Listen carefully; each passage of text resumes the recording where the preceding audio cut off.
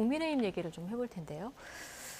자, 이제 인재 영입을 본격적으로 하는 겁니까? 오늘 총 5명 김기현 대표표 인재 영입이 시작됐는데 문재인 정부 지자체장도 있고요. 뭐 야권 출신 인사들도 꽤 있고 개그맨 출신의 보수 유튜버도 들어있고 네. 그렇더라고요. 전체적으로 어떻게 보셨습니까?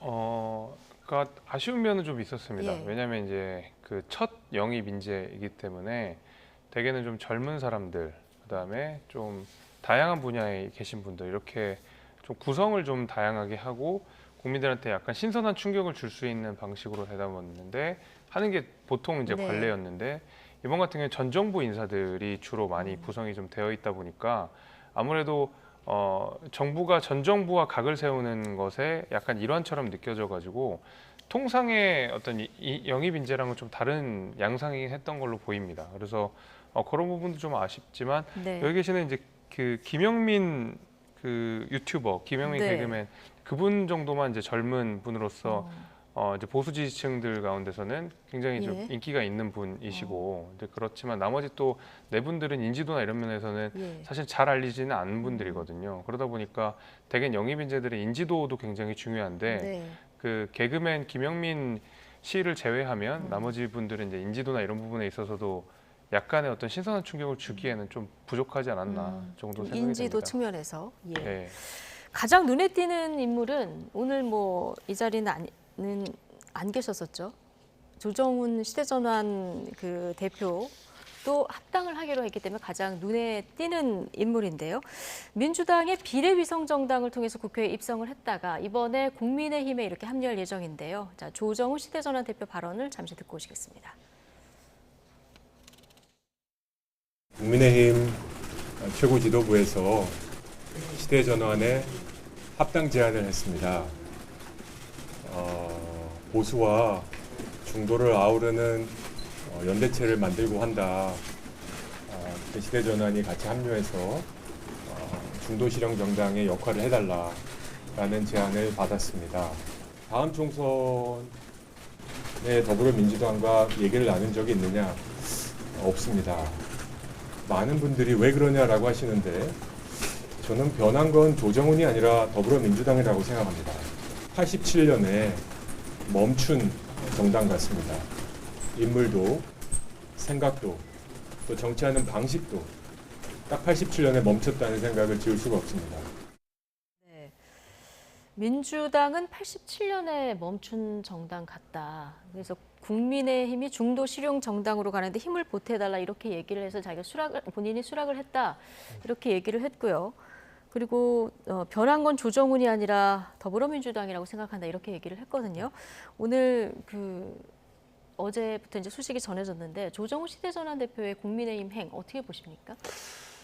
민주당에서는 조정훈 의원에 대해서 그렇게 신경 쓰지 않습니다. 있으나 없으나 만한 존재? 네. 뭐 조금 박하게 얘기하면 그런 존재신데요.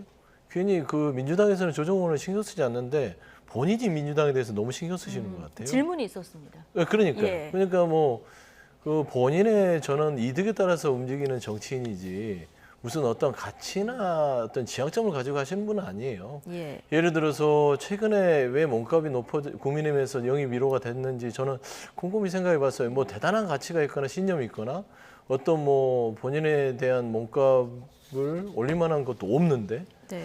여기 갔다 저기 갔다 하셨던 분 같은데 최근에 보면 김건희 여사 특검을 반대했던 게 눈에 띄었어요. 민주당이 얘기했던 거를 예. 그 상임위에서 막아섰죠. 저는 아마 그게 좀 주요하지 않았냐. 국민의힘의 영입 1호로서. 그러지 않고서는 특히 저분이 가지고 있는 정치적인 업적이 뛰어나지 않는다라는 측면.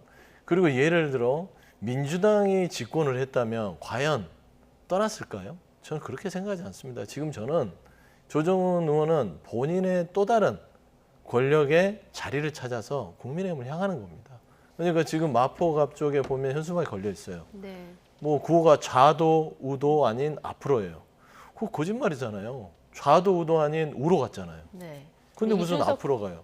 전 대표도 그런 얘기 이준석 하시더라고요. 대표의 말은 빌으면 그런 예. 겁니다. 그러니까 결국에는 정치는요 좌든 우든 정확하게 자기 색깔이 있어야 되는데 색깔이 없이 앞으로 간다고 하는데 그것도 본인을 제대로 나타내는 자기 고백이고 심지어 그것도 그 마포 구민들한테 그리고 국민들한테 좌도도 아닌 앞으로 간다고 해놓고 국민으로 갔다. 갔습니다. 예. 이런 부분에 있어서는 자리 찾아서 가는 예. 그런 뭐 철새라기보다는 좀 유시민 작가의 말을 빌리면 뻐꾸기 같은 것이죠. 네. 둥지를 찾으러 갔다. 김기현 대표가 이유가 있었으니까 이제 1호로 영입을 했을 테고요. 신평 변호사 같은 경우는 대단히 뭐 바람직하다 이런 평가도 내놨는데 다만 이제 당적을 좀 많이 옮긴 이런 부분 때문에 좀 명분이 부족하다 이런 지적도 당내에서 있는 것 같아요.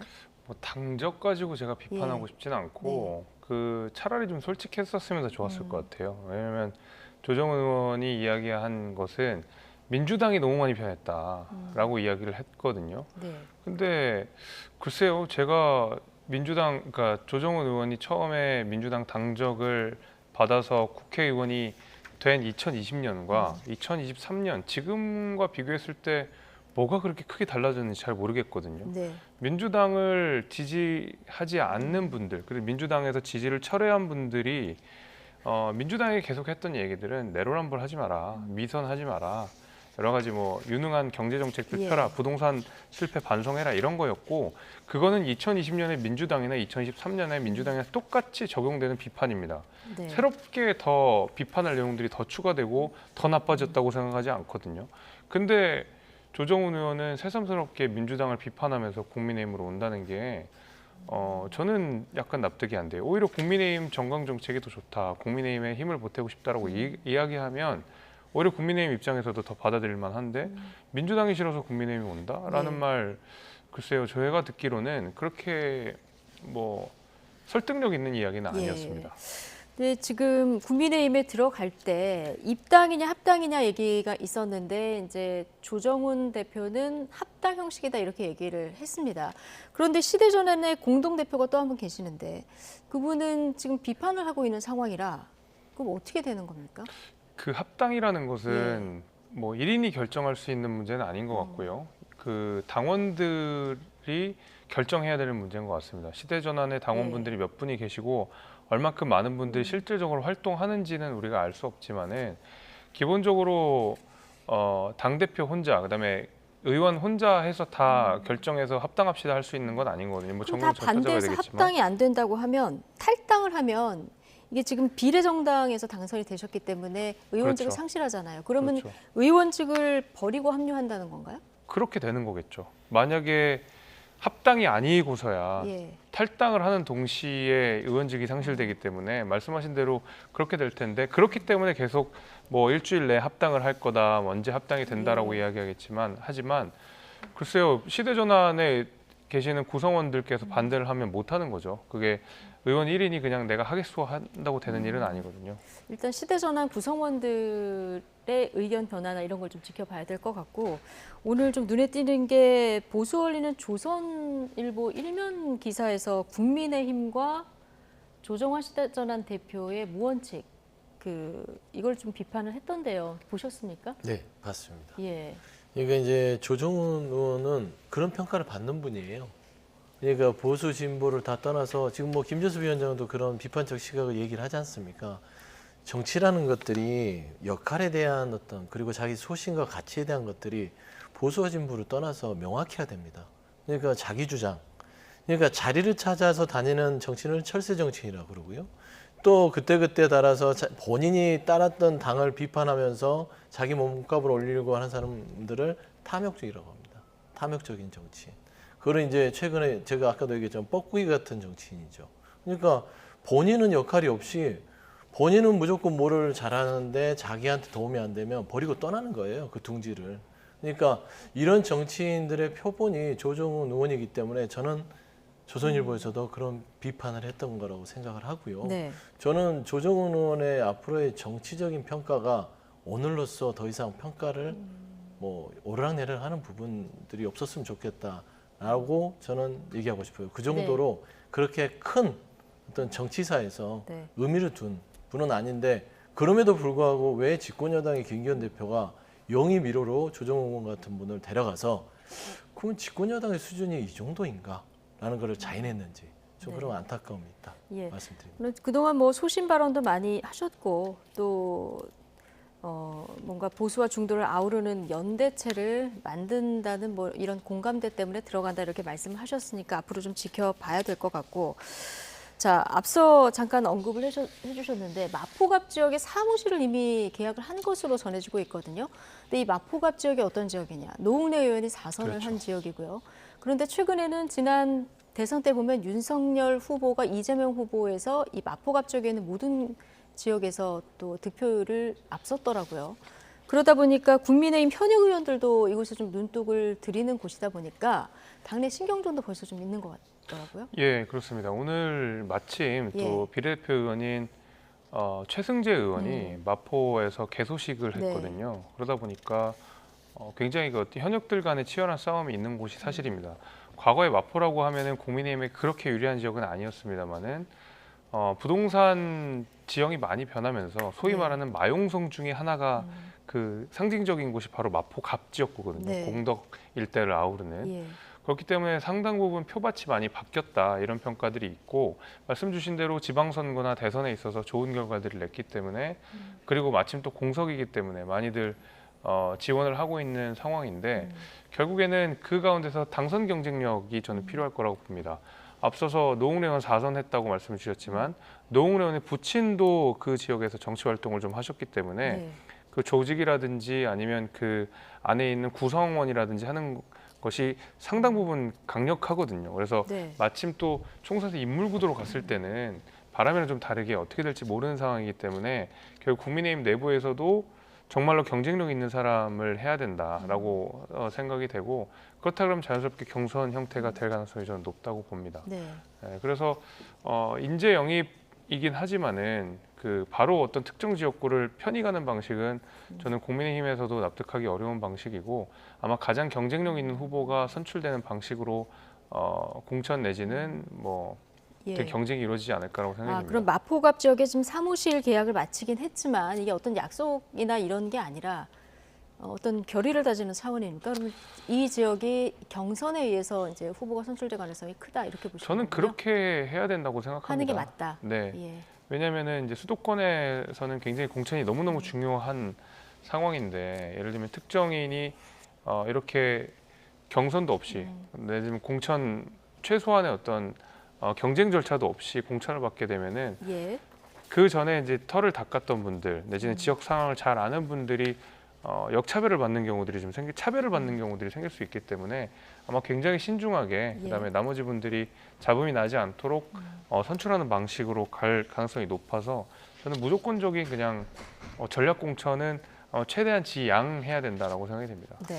자, 이런 분위기에서 여당에서는 대통령실 참모들 차출설까지 퍼지면서 지금 긴장감이 좀 커지는 모습입니다. 이준석 전 대표 발언 잠시 듣고 오시겠습니다. 요청 받지 않았지만 내려보낼 때 요청 받아서 내려보냈다고 할 수 있는 쪽 바로 용산 쪽이죠. 실제로 지금 국민의힘 의원들의 이걸 보고 동요가 심각합니다. 30명이 내려온다고? 그럼 난 어떻게 되는 거야? 이런 분위기? 그러니까 이렇게 생각하시면 돼요. 대통령실 내려오는 사람들이 저 호남 출마하겠습니다. 이럴 사람들 없거든요. 험지로 가겠다는 사람은 없어요. 영남, 강남. 아니 근데 공평하게 경선으로 하겠다고 어제 유상범 의원 그러셨어요. 네. 민주당 경선 좀 제대로 하는 곳들도 있는데 네.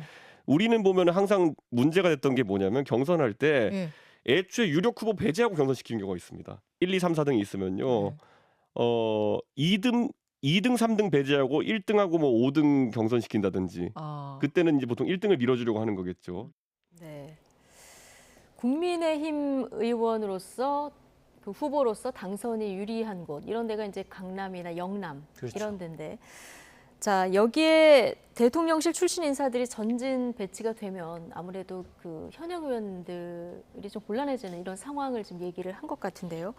지금 차출설에 이어서 인재 영입까지 이어지면서 공천 갈등이 좀 여당 내 생길 가능성 어떻게 보십니까? 그러니까 저는 이제 전체적인 맥락을 봤을 때는 이제 총선이 시작되면서 용산이 움직이기 시작했구나. 그러니까 이게 사실이든 아니든 간에 용산 어떤 공천설들이 많이 돌았잖아요. 이게 저는 현실화된다고 보고 있어요. 그러니까 지금 김기현 대표는 오늘 뭐 용산에서 뭐 30명 정도를 뭐 김기현 대표가 요청했다라는 그런 기사가 나왔잖아요. 거기에 대해서 부인을 하셨어요. 하지만 이게 슬슬 나온다는 건 아니 땐 굴뚝의 연기가 나지 않고 이미 다 예측을 하고 있었던 네. 것입니다.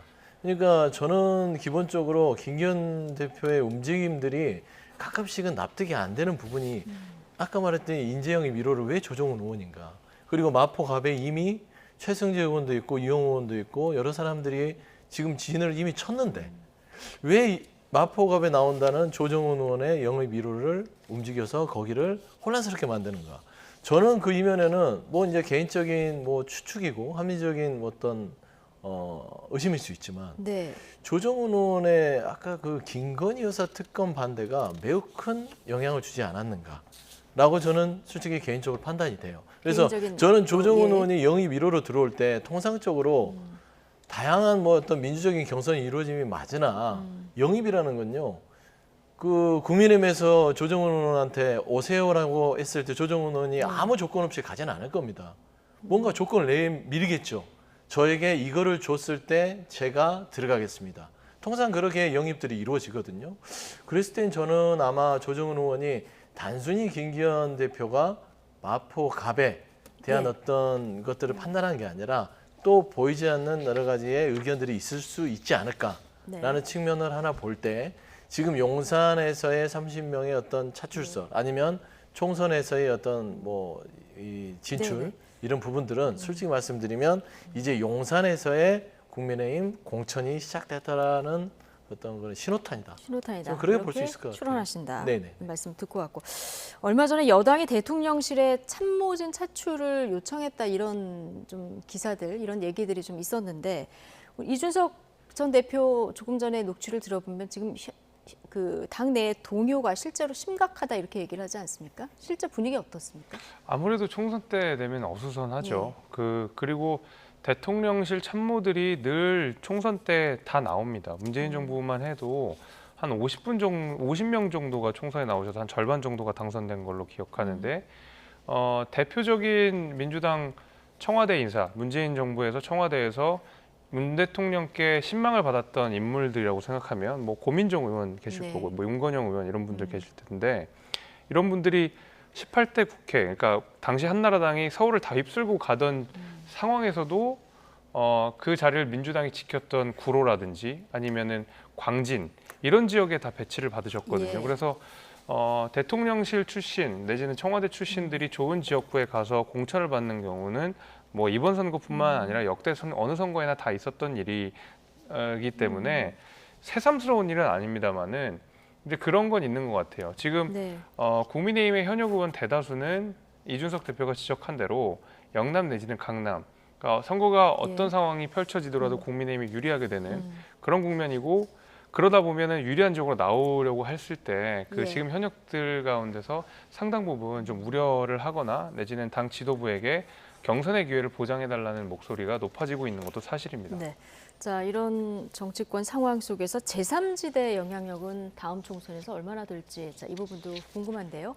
금태섭 전 의원 제3지대 정당 새로운 선택의 창당을 좀 본격화하고 있는 상황입니다. 오늘 여야 모두를 향해서 쓴소리를 쏟아내면서 왜 제3지대가 필요한지 이렇게 얘기했는데 듣고 오시겠습니다. 지난번 대선에도 정말 역대급 비호감 선거라고 했는데 양쪽 다 지지층만 보고 갔습니다. 근데 이제 국민들의 염증 그리고 이대로 가서는 안 된다는 어떤 정말 이 참는 것도 한계에 이르렀다고 봅니다. 정신 차리고 정말 중요한 문제를 꺼내서 얘기하자고 하는 세력이 정치를 확 바꿀 수 있다고 생각합니다. 지금 홍범도 흉상 가지고 이렇게 할 거냐 얘기를 꺼내면 그 당신 생각은 알겠는데 그래도 대통령 도와야 되지 않냐. 이런 무거운 문화 그리고 거기에 대해서 지금 뭐 거의 징계 경고장 뭐 정치 생명을 끊어놓겠다 이런 말이 왔다 갔다 하는 거거든요. 예. 거기서 자유로운 어떤 조직 그리고 새로운 선택의 선택지를 만들어내는 것이 저희가 생각하는 해법입니다. 네. 자, 국민들의 염증은 한계치에 이르렀다. 새로운 선택지를 만들어내는 것이 해법이다. 이런 얘기를 했는데 자, 앞서 얘기한 조정우 의원이 제3지대는 없다 이런 얘기를 하다 보니까 그래서 그런지 뭐 거대 정당과 합당은 절대 없다. 이 부분도 오늘 강조했더라고요. 어쨌든 지금 30석 정도를 목표로 한다. 이렇게 얘기를 했거든요. 글쎄요, 이제 30석이라고 그러면 국회 의석들 가운데서 이제 10분의 1 1이죠. 정도고 예. 지역구 공천을 하느냐 마느냐 이것도 굉장히 중요한 문제일 것 같은데 아마 지역구 현역 그러니까 어떤 지역구 선거를 뛸 만한 사람들이 많지 않을 겁니다. 네. 왜냐하면 기본적으로 저희가 3% 이제 뭐 10%와 15%라고 하는 높은 벽이 있고 그 벽을 넘어야지만이 선거 보전 비용을 받을 수가 있기 예. 때문에 이 막대한 선거 비용을 짊어지고 나갈 수 있는 후보들이 그렇게 많지는 않을 거거든요. 그러면 확실하게 바람이 불고 이 정당에서 출마를 하면 내가 당선이 되겠다라는 것이 있어야 되는데 글쎄요 아직까지 제가 뭐 좀 과문한 탓인지는 모르겠습니다만은 저 새로운 선택에서 나오는 메시지들 가운데서 제가 유의미하게 가닿은 메시지는 아직 못 봤거든요. 그러다 보니까 아무래도 그 돌풍이 불기에는 아직까지는 좀 충분한 조건들이 좀 안 갖춰진 상황이 아닌가 저는 그렇게 생각합니다. 예. 그러니까 어떤 인재를 영입하느냐, 할 수 있느냐, 현실적으로. 자, 이 부분이 관건이 될 수도 있을 것 같은데. 기본소득당의 용해인 상임대표 지금 광주 출마설이 좀 솔솔 얘기가 나오고 있더라고요. 네. 그렇게 되면 이제 민주당이랑 합당을 하게 되는 건지 여러 부분이 좀 궁금한데 또 어디까지 얘기를 들으셨습니까? 일단은 뭐 합당까지는 아직 구체적으로 예. 논의가 된 바는 없고요. 그런데 용해인 의원에 대해서는 평가가 좋아요. 네. 그러니까 이제 전문 정치인으로서 본인이 주장하는 바, 신념, 그다음에 발언, 그다음에 어떤 이 현 정부에 대한 비판도 아주 좀 근거가 있시하잖아요. 예. 그래서 뭐 저희 민주당 내에서 여러 의원들이 용해인 의원 정도 되면은 이런 의원들 한 10명 있으면 좋겠다라는 말들도 나올 예. 정도로 뭐 평가가 좋은데 아직은 근데 수도권 말고 이제 호남 출마설이 돌거든요. 호남은 뭐 민주당 아무래도 당선이 되는 이제 보통 곳인가요? 이 호남이라는 게 늘 이제 예전에 김종인 비대위원장이 있을 때도 호남이 늘 혁신의 타켓이 됐었어요.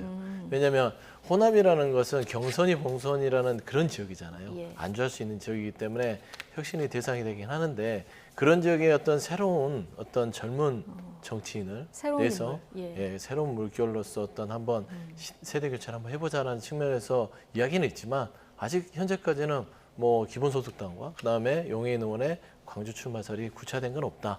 좀 지켜보셨으면 좋겠다. 그런 말씀 여기까지 드립니다. 예 듣겠습니다. 김재섭 국민의힘 도봉갑 당협위원장 그리고 서용주 더불어민주당 상근부대변인 두 분과 함께했습니다. 고맙습니다.